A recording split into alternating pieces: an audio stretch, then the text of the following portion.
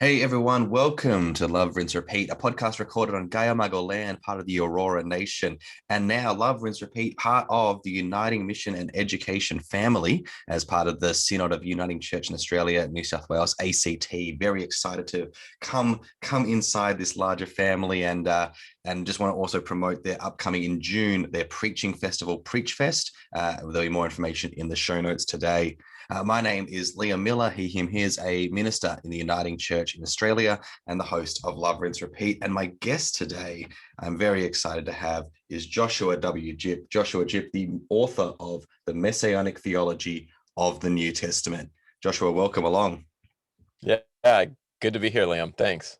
Now, for those who don't know, Joshua is Associate Professor of New Testament at Trinity Evangelical Divinity School in Deerfield, Illinois.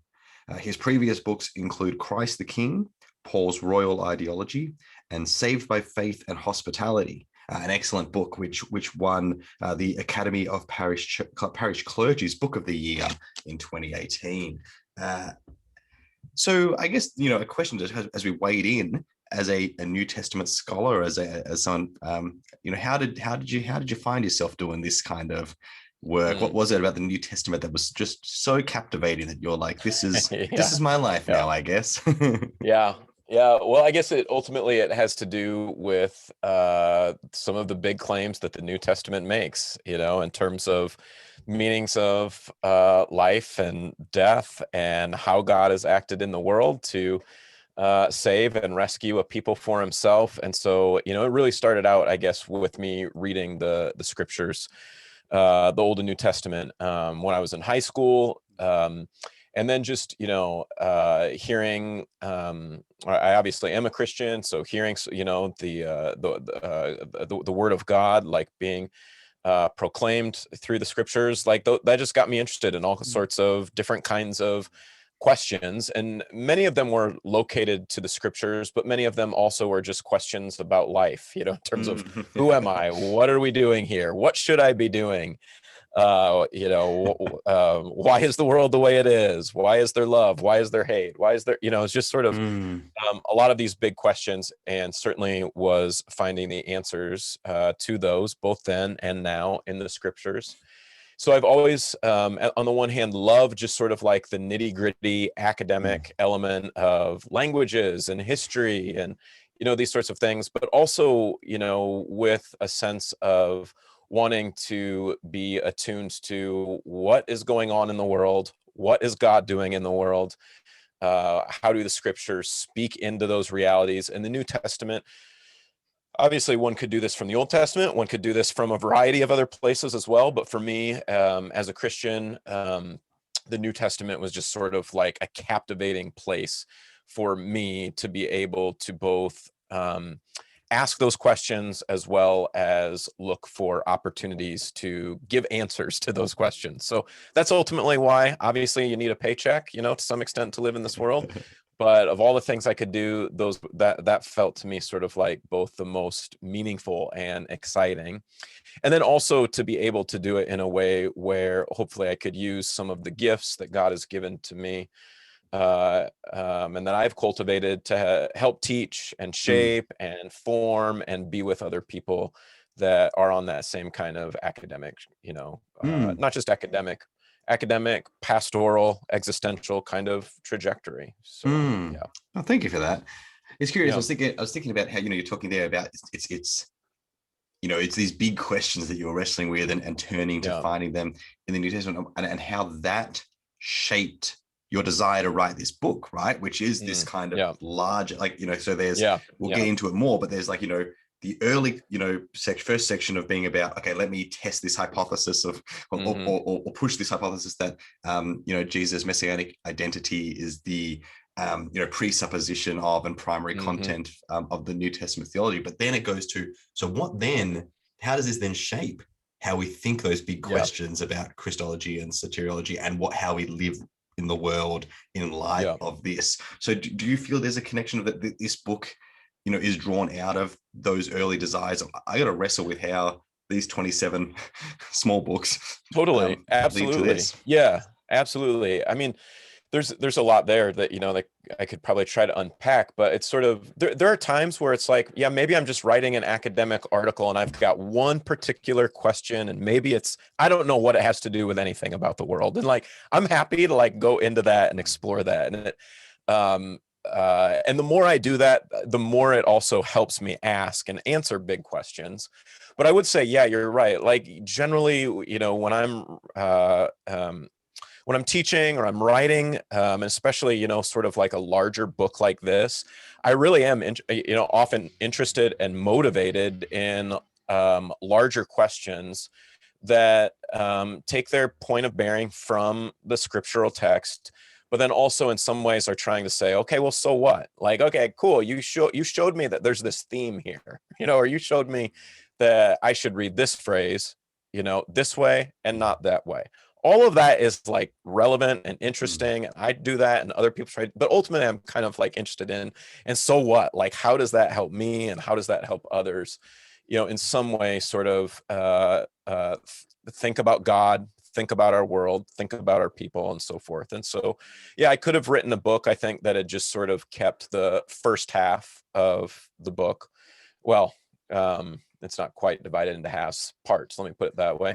But I did want to sort of say, okay, well, let me test this hypothesis. What would be missing from our, scriptural or not scriptural, our dogmatic theological categories, if we don't understand the central aspect of Jesus' identity as the Messiah?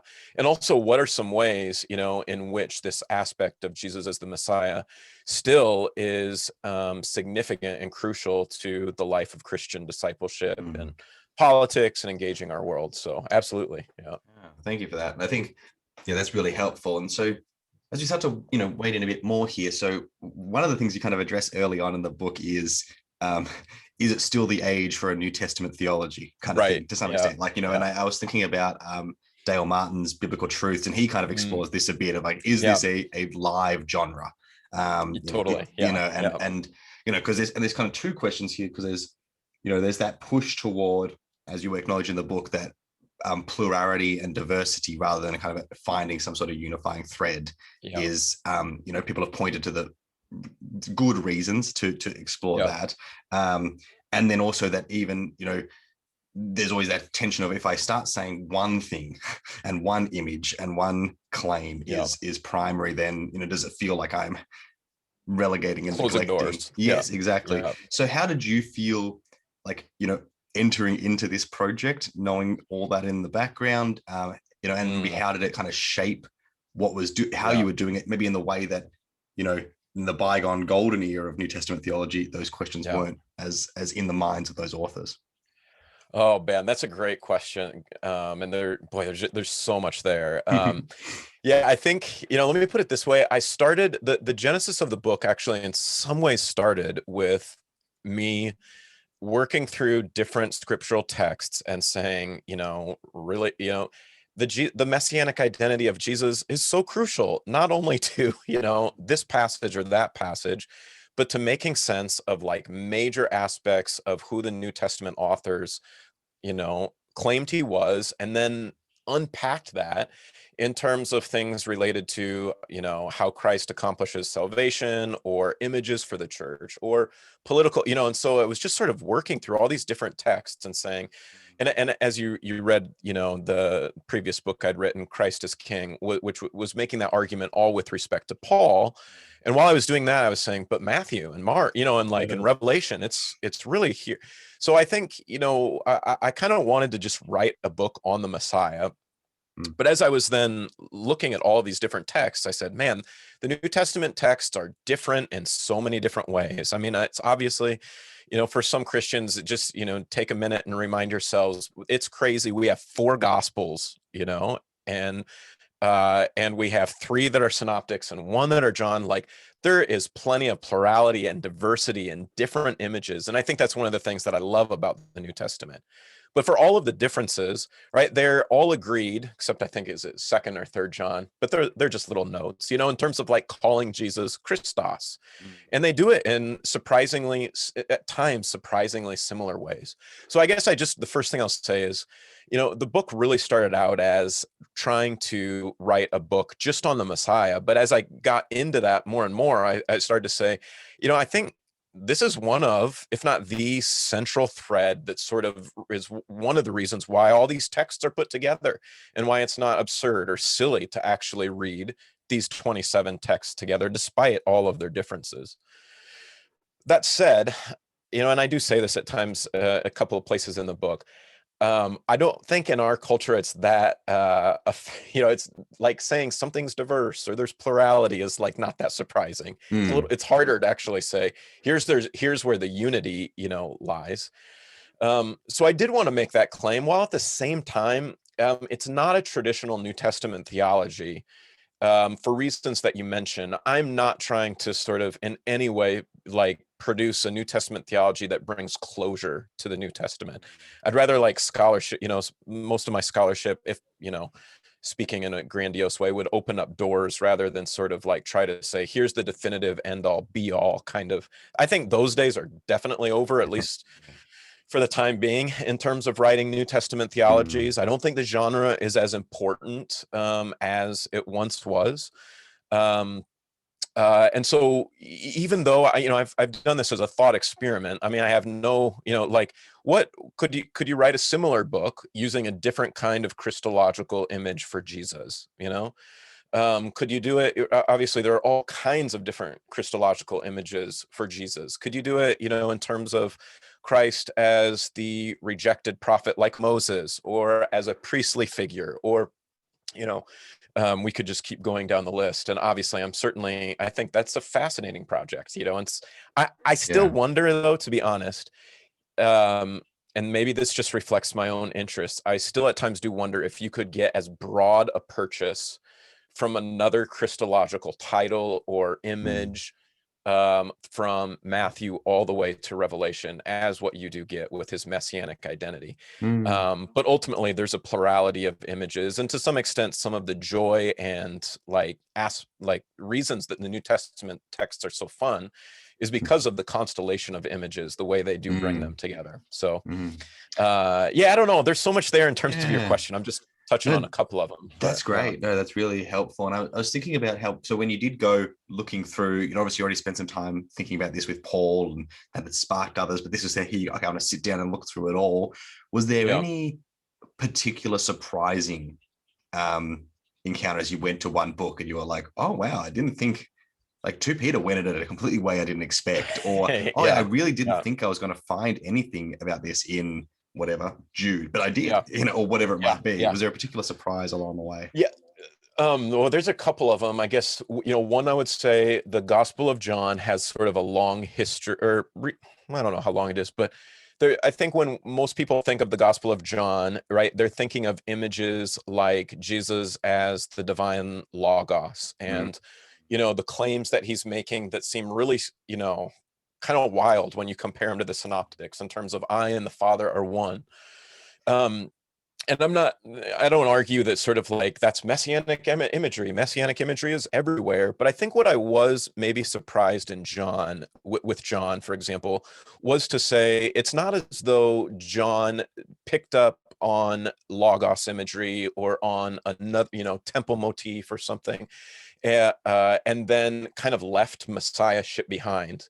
As if it's sort of like, I've got more important things to do and I'm out of here with this one now. It's actually messiahship and some of the things we typically think of with respect to John, right? Just do form sort of like critical bread and butter aspects of John's argument. So whether it's the first chapter after the prologue and everybody's running around saying, could this be the Messiah? Is this the Messiah of Israel? Is this the king of, you know, or whether it's traditional images in terms of Jesus as sort of the, you know, Ezekiel 34, you know, shepherd Davidic shepherd who comes to rescue those who are lost, or whether it's, you know, in the image of Jesus as the Davidic like Messiah, the temple builder. I mean, there's ways in which Messianism just, you know, is worked into John in a more robust way. That was one text where I thought, okay, this will be interesting to see if, you know, how my argument works there. A second one I'd say, and I'm not sure if this is a surprise per se, although it's a little bit of an oddity, would be Hebrews, and the way in which Hebrews also, at least in my view, sort of presupposes that Jesus is the royal Davidic Messiah, the one who is spoken of in Psalm 2, 2 Samuel 7, Psalm 110:1, but then basically says, since this is the case, and this is sort of like bedrock assumption, and he's not from the tribe of Judah, but, you know, and keep reading Psalm 110, but he is, you know, basically the Davidic Messiah is also the priestly Melchizedek figure. I'm not sure if that was a surprise as much as it was Hebrews representing, I think as it often does, sort of a different take in terms of really emphasizing that Jesus' messianic identity is also, you know, his priestly identity. Those two, you know, are together in a way that I'm not sure is true of the other New Testament texts, at least in quite the same way. So those were a couple of interesting insights for me. Yeah, that's really helpful. I was thinking about when you were talking about John then, because like I think sometimes, you know, people might say like, okay, John's actually now like he's gone, yeah, the Messiah thing was like helpful, but actually we're actually opening up the scope here and moving into a new world. And I think sometimes you think that kind of obviously is a move that has happened in Christianity at times where it's like, okay, the Messiah thing is maybe a bit too Israel bound, and what we want to do is find ways of speaking about Jesus that, you know, and this is obviously where it gets dangerous, is departing from you know, Israel and from that, and from Jesus' Jewishness, and from that particular context of those hopes and expectations.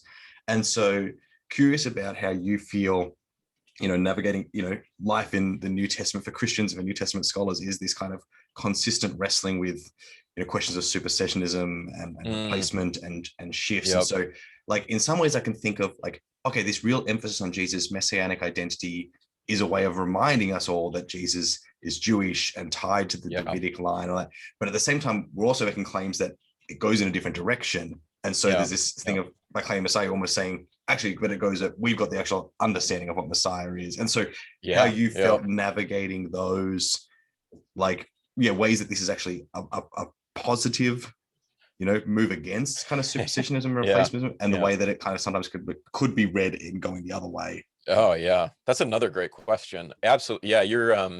You're asking a question, but kind of articulating it in a way that is absolutely like one of the things I've wrestled with, not just in writing this book, but in, you know, a lot of just my own thinking and writing over the last few years. So yeah, where to begin? I think you're absolutely right. I guess let me maybe, you know, get in the book of Acts, or, you know, sort of in the Gospel of Luke, in the book of Acts. You have absolutely, it's the claim that Jesus is the son of David, right? He's born with Jewish flesh, right? He comes to his people, the Jewish people, first, because they have been elected by God. They are the people through whom God has and is working out his promises for salvation for his people, as well as for the, you know, for the world. So he comes into a people that loves and obeys the Torah, right? And he's circumcised in the Gospel of Luke. His parents are Torah observant. His, you know, Zechariah and Elizabeth are Torah, you know, blameless, Luke 1:6 says, in terms of the law of Moses. And so in every way, right, it's he is, you know, portrayed as the Messiah of Israel. And as Paul would say, but Luke sort of shares this, I think, you know, the pagans or the Gentiles are those who are grafted in and are the outworking basically of God's faithfulness to his people Israel. I don't necessarily want to say on the other hand, but here's where, you framed it as there's this and there's that. So all of that reminds us of, on the one hand, um, the Jewish, like the way in which, I don't know the best language for this, the Jewish roots of Christianity, the way in which the synagogue or Judaism, like are I don't know if estranged is the right word, but sort of like our siblings, in a way. And yet on the other hand, right, there's a pretty grandiose, difficult claim, that forces you to go along with it or reject it in the book of Acts, which, obviously really strongly identifies Jesus' resurrection from the dead, his enthronement to God's right hand, as basically the way in which, the hope of Israel has been fulfilled. So Paul's argument throughout the book of Acts is, I'm Jewish to the core. I believe everything in the law and the prophets. I love the Torah. I follow the Torah. I'm, I speak Hebrew, and why am I here? I'm on trial because of my faithfulness to the hope of Israel. By the way, that's hope of Israel has come about in this guy that that our Jewish leaders have crucified, and God is raised from the dead. And so, if you agree with that, I mean, Paul, I don't think would in any way in Acts see himself as marking any kind of break with Judaism, but he's giving it a very particular definition, of which now I am 2,000 years a part of, that's saying, and what, Judaism entails, or what faithfulness to that heritage is Messiah, is Jesus of Nazareth, crucified, raised from the dead, and throned at God's right hand. So if that's supersessionism, then it's going to be hard, I think, for Christians to fully ever be able to avoid that. Nevertheless, I do think there are ways we can be honest about that claim while not making sort of nasty historical anachronistic claims, that sort of devolve onto, all of the stereotypes, or even that the Torah isn't good, or that, things along those lines, that I think Christians can still confidently be Christians and yet say all of our ways and our forebears' ways of trying to be Christian, by, actually harming and othering, our Jewish brothers and sisters, is just garbage, and we don't need to be a part of it. So hopefully that makes sense. It does, yeah. Thank you. So you were mentioning some of the speeches in Acts, and so I was interested, through the book you kind of talk about various literary techniques that are employed to kind of forefront this messianic identity of Jesus. So the hymns and psalms throughout, and then the speeches in Acts. And so I was thinking a bit about how, just asking a bit about these different kind of language forms that are employed, and how you kind of looking for them and how they helped with this kind of argument of forefronting messianic identity. I guess I just, it's to some extent, you might be alluding to the first chapter of the second part of the book, where I talk about all of the ways in which messianic discourse is embedded in sort of the New Testament's engagement of scripture, of the scriptures of Israel, is just sort of remarkable. So whether it's messianic hymns to Jesus that the characters in the first chapter or two of Luke are singing, or in which I think Paul or earlier Christians composed in Colossians 1 and Philippians 2, or whether they're in terms of sort of the stereotypical direct citations, this happened in order to fulfill this, that you see in Matthew. Or sometimes, you see them, as you're, also mentioned, in terms of the speeches here, you see that especially in Acts 2 and Acts 13, where there are these sort of lengthy interpretations of the scriptures of Israel, and showing, basically, reading or rereading Israel's scriptures and history, and showing how this is, where it's basically going, in terms of their, starting point, which is really the crucified and risen Jesus. And so, just in a lot of ways in which I was sort of struck by how different literary forms in the New Testament draw upon sort of messianic language from the Old Testament. Yeah. So when you started to go into that second section, you go like, okay, I'm going to start to look at these key doctrinal loci of scripture and of Christology, soteriology, eschatology, and ecclesiology. Was there surprise? Because I've asked already about the surprising things you maybe found when looking at different New Testament texts. Were there kind of surprising as you started to go, okay, now I'm going to see how I can lead this to something that's coherent and somewhat unified as a statement to this? Were there ways that surprised you in that you thought, oh, the Messianic theology will mean this kind of Christology or this kind of ecclesiology, and when you got there, you're like, it's actually asking me, maybe not like totally different, but just it went a bit more in one direction than another that you maybe thought. Yeah. That's another, I love the question. I don't know if it went in a different direction than what I had thought, as much as I'll say everybody knows that, the theme of union with Christ or participation is, inescapable if you're talking about Paul, right? I think I was surprised to see how many other texts in the New Testament don't use the exact same language that Paul uses. They're not using necessarily en Christo or talking about being baptized into Christ, in the same way that you see in Paul. And yet sort of like that soteriological theme, if you want to call it that, or even ecclesiological, those sorts of themes actually are part and parcel of quite a few New Testament texts and New Testament texts that are also using similar messianic images. So I guess one text that I was, that I loved like working on and seeing was actually the book of Revelation. And so, for example, you have like Christ's identity and his people's identity, right, are mapped onto each other in Revelation, just as they are, in Paul, when we look at those participation texts. Some of this goes, one of my favorite, verses actually in Revelation, I think it's Revelation 3:21 and 22, I'll just do my best from memory, but basically the risen Jesus there is, saying to the church, to the one that conquers, I will, give to him to sit on my throne, just as I have sat down on the Father's throne.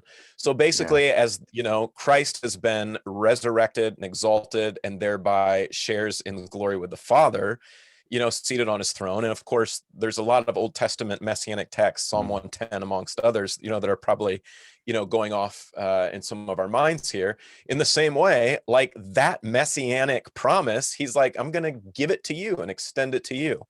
So hopefully that makes sense. But then you actually see, the rest of Revelation, you have, as Christ has conquered, it's a, military image there that's being used in a peculiar way.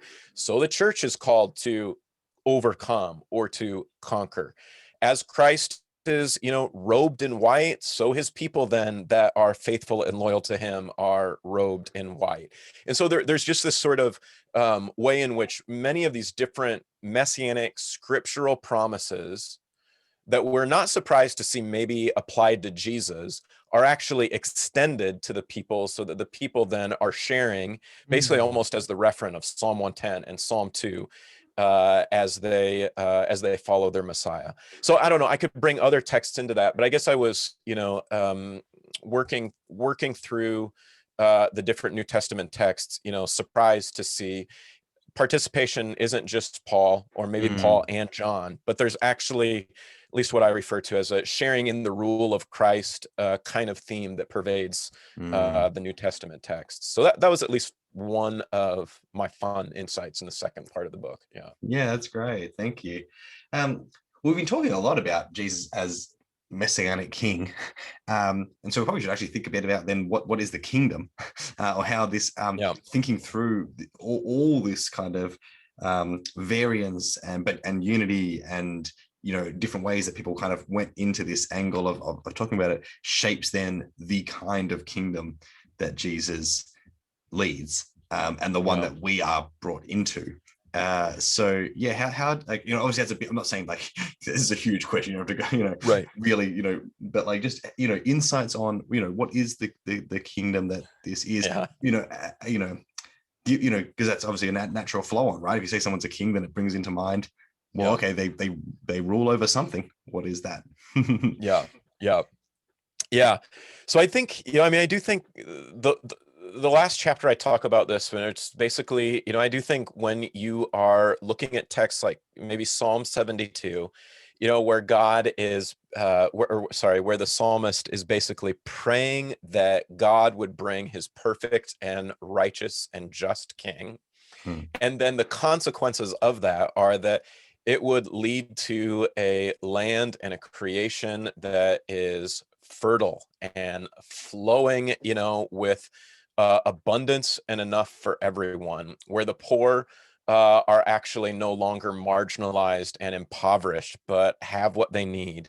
Where nations and peoples are living together, in peace and justice and harmony.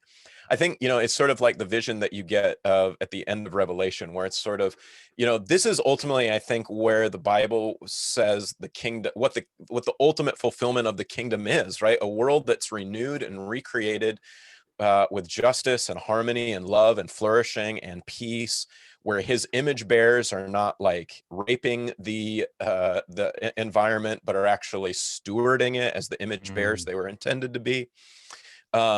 So where we don't, as Romans 8 has it, sort of like we are waiting for that and hoping for that in faith, even though we don't see it now. Where do we see the kingdom now, right? I mean, where is God's? I would just, I think of God's kingdom in terms of how the synoptics talk of it. It's God's dynamic rule in the person of Jesus, where the risen Jesus is present. And we see it, but can never like fully grasp onto it or hold it or get it. So we see it in places that are actually living out the vision of Jesus and the kingdom of God. We see it, I think, I'm not going to ever identify it with a church, but sometimes you can see it right in churches or in ministries or in peoples, right, that gather together in the name of Jesus and are living a different way of life, right, in obedience to him. And, at the end of the book, I talk some about this, in ways maybe that reject, violence and racism, in ways that are looking to embody new economic practices that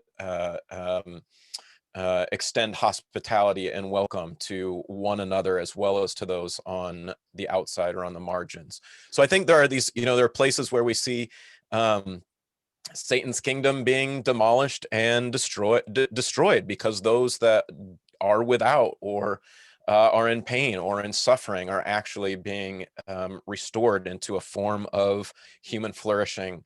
These are places, I think the kingdom of God is almost impossible to give like a definition to and for, but I think these are some of the places and ways in which we can see it in our world, although, without fully ever grasping it, because our world just doesn't have it yet. So yeah, thank you for that. That's really helpful.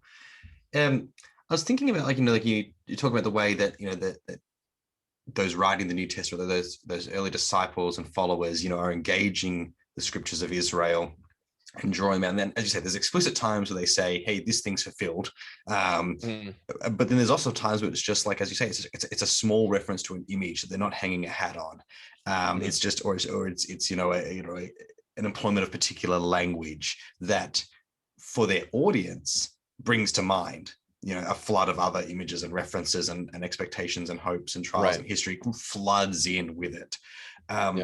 And I was thinking about, I've been reading a bit of stuff about, like, adaptation recently, and, that adaptation, they say, requires a knowing audience, right? Like, so if you go to see an adaptation of Hamlet, there's some understanding that you kind of know the story of Hamlet. So if things are changed, it clicks to you that you're like, oh, they've done that. And what does that mean? And what's that choice then?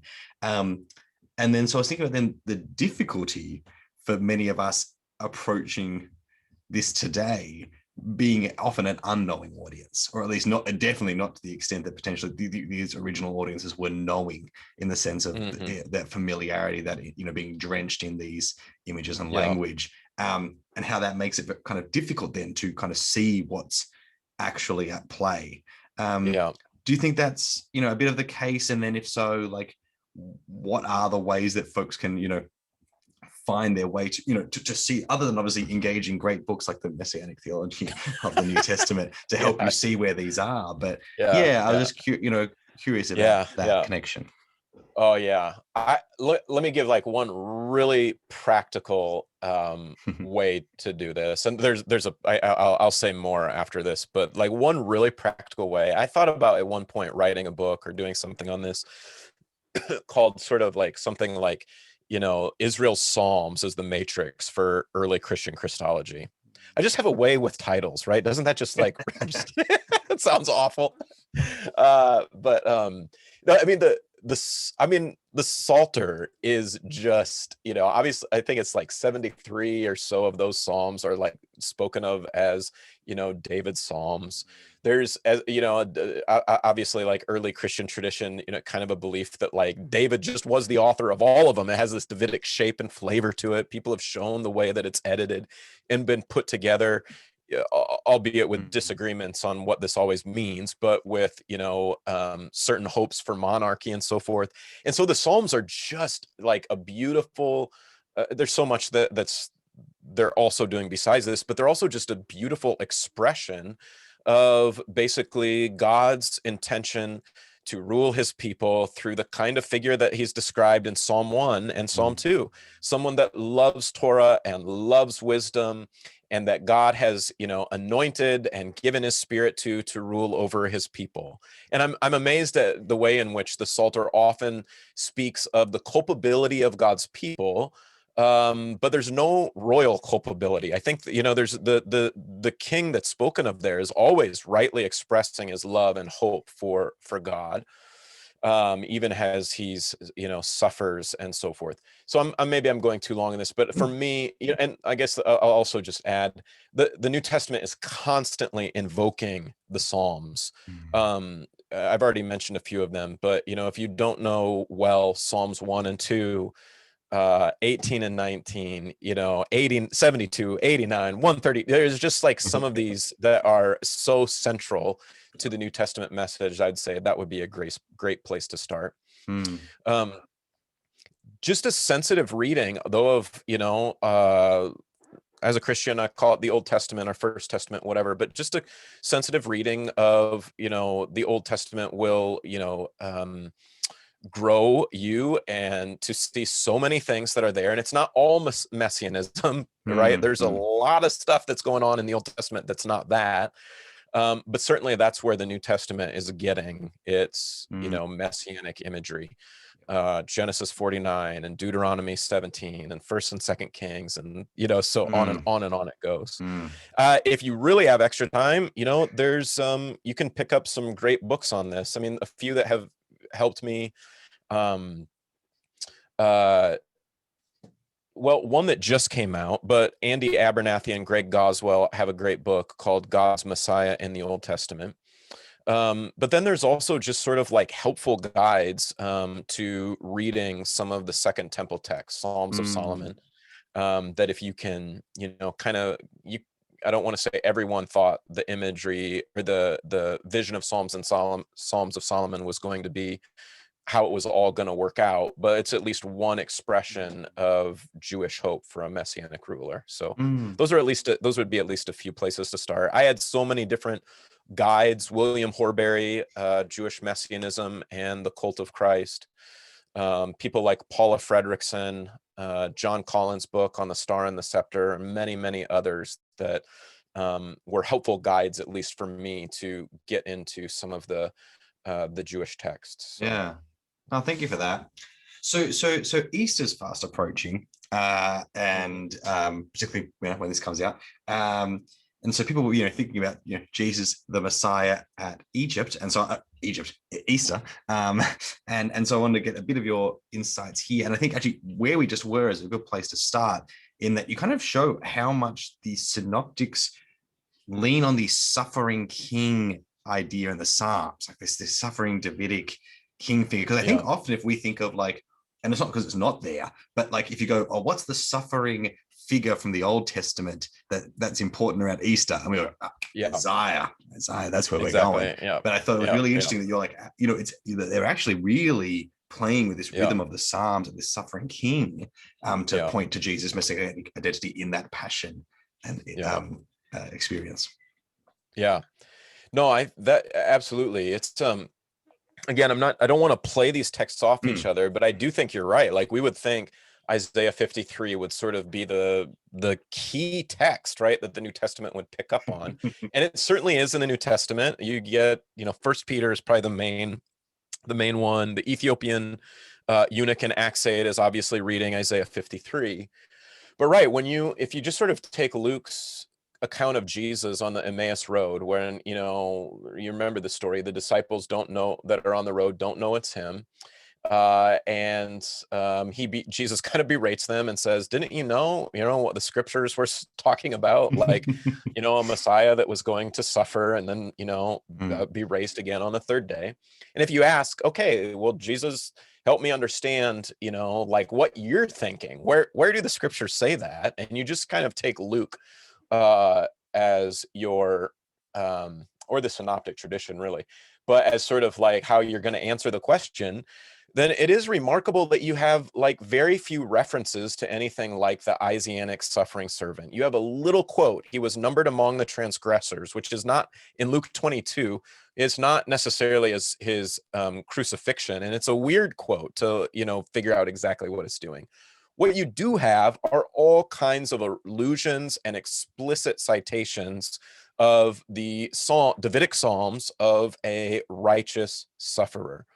Right, they mix wine and myrrh and they give him a drink, right, in Psalm 68. They are referring to him, of course, in mockery, not as the servant or something, but they're mocking him as the one who claimed to be the king of Israel. And of course, the entire scene is a mock royal enthronement, right? And the Gospels in many ways are reversing that, saying this actually is his royal enthronement. And then when Jesus, dies, right, his last words, or, he cries out to God with the language, a direct quote of Psalm 30, and says, Father, into your hands, right, I commend my spirit. And then if you're, think that Acts is sort of a sequel to Luke, as I do, and I think most do, then when you have Peter, basically saying, listen, what are we going to do with Judas who betrayed Jesus? We need a 12th apostle. And he draws upon these two seemingly random texts from the Psalter to, explain Judas's apostasy and their need to pick someone. And they just look like, Peter, come on, like, where are you getting these texts, right? But the logic here is, right, Judas was using the imagery of the Psalms, Judas was playing the role from the script of the enemy of the Davidic king. And as a result, right, was treacherous and betraying him. And so Peter's thoughts are, right, deeply indebted to the Psalms, and then he's, in Psalm in Acts 2, of course, going to say that the outpouring of the Spirit is the result of the fact that Jesus is the Davidic Messiah, raised from the dead and exalted at God's right hand. And there's just all kinds of Psalm texts popping, in that speech as well. So if you sort of like, I think, at least stay with the logic of Luke and the clues that he gives to you, then the primary image is we go back to the Psalter, we read the Psalms of David, who was the anointed, right, the king of Israel, and we read these almost as prayers or expressions of, right, through the mouth of David, but giving utterance in many ways to the vocation and the experiences of Jesus, who was a faithful and righteous son of the Father, even in the midst of suffering. And as a result, God vindicated him. So yeah, that's, I guess, as we're thinking about Good Friday and Easter, those are certainly some of the texts. And again, Isaiah 53 is important. I'm not saying it's not, but it's not, I don't think it does quite the amount of work for us in terms, at least of what the New Testament texts, in terms of explaining to us the sufferings of the Messianic King. So no, that's really great. So I think that is very helpful for people. And like, look, you can blow your congregation's mind with these, by showing, that sign. So, and I guess it's interesting to point out that kind of enthronement and that kind of flipping that around too, as this kind of way of showing that this is, yes, this kingship and this messianism come to a head, rather than as coming to a failure. This right. is the flip around again.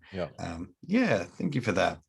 Well, look, Joshua, thank you for your time today. It's been wonderful. The book, folks, is The Messianic Theology of the New Testament, out now with Eerdmans. And definitely recommend, as we talked about before, the first part is kind of looking at the scriptures, the New Testament, and showing where this messianic identity, is the presupposition and content in them. And then, as we talked about, the second part is bringing together, these ideas in conversation with kind of key Christian claims, doctrinal claims, and it's really fruitful and exciting if you're trying to think about, how we read this New Testament in a way that does answer, approach some of these big questions, and also holds together around the subject of Jesus in a particular mode or motif. So I definitely recommend folks check it out and pick it up where they can. Joshua, is there anything else you would like to draw people's attention to, or promote, or plug? Oh, thanks. I do have a podcast called forwardpodcast.com. And one time I was on a podcast and I didn't promote it and I got in trouble. So no one contacted you asking me to ask me that question, right?